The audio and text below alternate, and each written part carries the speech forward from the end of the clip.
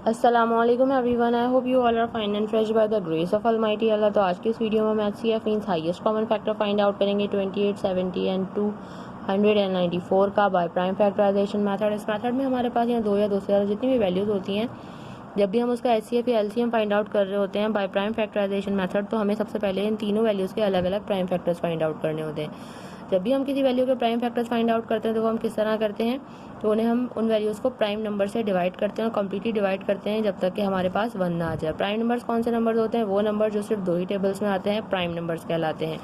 यहाँ हमारे पास इस वक्त तीन वैल्यूज़ हैं 28, 70 एंड 294। इन वैल्यूज़ को हमें प्राइम नंबर से डिवाइड करना है। प्राइम नंबर्स को मैं आपको बताती हूँ कि प्राइम नंबर्स कौन से नंबर्स होते हैं। वो नंबर जो सिर्फ दो ही टेबल्स में आते हैं, एक अपने और दूसरे 1 के, वो कहलाते हैं प्राइम नंबर्स।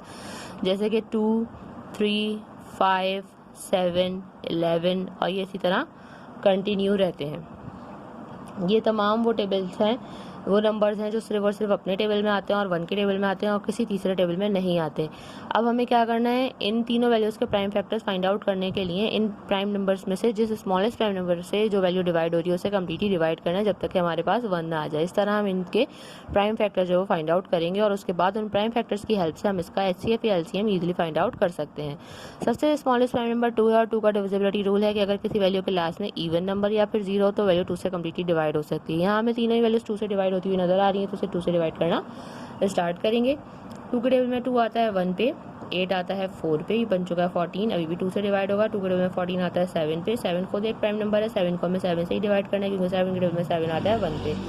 यहाँ हमारे पास है 70, इसको भी हम 2 से डिवाइड करेंगे। 2 के टेबल में लेकिन 7 नहीं आता, तो छोटा नंबर 6 आता है 3 पे, जो 1 हमारे पास रिमाइंडर है वो चला गया 0 के पास और बन गया 10। 2 के टेबल में 10 बिल्कुल आता है 5 पे। अभी बन चुका है 35, जो कि 3 से डिवाइड नहीं हो सकता। 3 के बाद नेक्स्ट प्राइम नंबर 5 है, 5 से बिल्कुल डिवाइड होगा क्योंकि 5 के टेबल में 35 आता है 7 पे, 7 के टेबल में 7 आता है 1 पे, 7 को हम यहाँ 7 से ही डिवाइड करेंगे।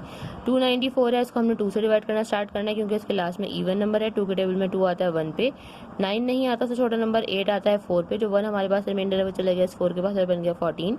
2 के टेबल में 14 बिल्कुल आता है 7 पे, ये बन चुका है 147। अभी 2 से डिवाइड नहीं हो सकता। 2 के बाद जो नेक्स्ट प्राइम नंबर है वो है 3 और 3 का डिविजिबिलिटी रूल है कि एक वैल्यू में जितने डिजिट्स हैं अगर हम उनको प्लस करें, प्लस करने के बाद ऐसी वैल्यू आए जो कि 3 का मल्टीपल है, तो ही वो वैल्यू 3 से कम्प्लीटली डिवाइड हो सकती है। तो अगर हम इन तीनों को प्लस करें, 1 + 4 5 और 5 + 7 बन जाएगा 12। 12 बिल्कुल आपको पता है 3 का मल्टीपल है, 3 के टेबल में 12 आता है, यानी कि वैल्यू 3 से डिवाइड हो सकती है, तो 3 से डिवाइड करना स्टार्ट करेंगे। 3 के टेबल में लेकिन 14 नहीं आता, उससे छोटा नंबर 12 आता है 4 पे, जो हमारे पास यहाँ 2 रिमाइंडर है वो चला गया 7 के पास और ये बन गया 27। 3 के टेबल में 27 बिल्कुल आता है 9 पे, ये बन चुका है 49। अभी 3 से डिवाइड नहीं हो सकता क्योंकि अगर हम करेंगे 9 + 4 वो बन जाएगा 13। 13 3 का मल्टीपल नहीं है। 5 से भी डिवाइड नहीं हो सकता क्योंकि 5 का डिविजिबिलिटी रूल है वो है कि अगर किसी वैल्यू के लास्ट में 5 या फिर 0 तभी वो वैल्यू 5 से कम्प्लीटली डिवाइड हो सकती है।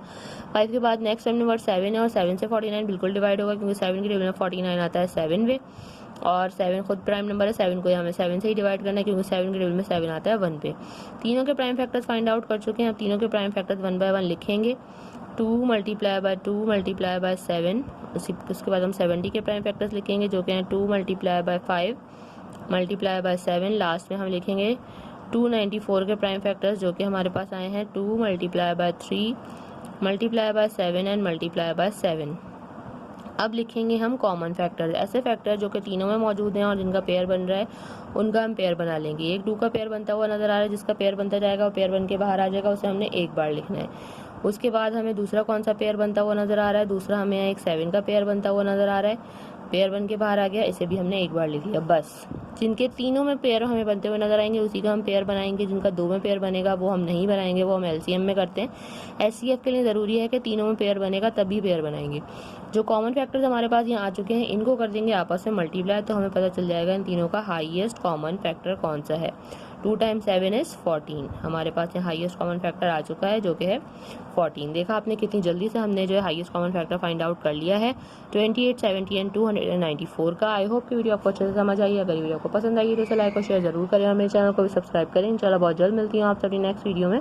अपना बहुत ख्याल रखिएगा। अल्लाह हाफिज़।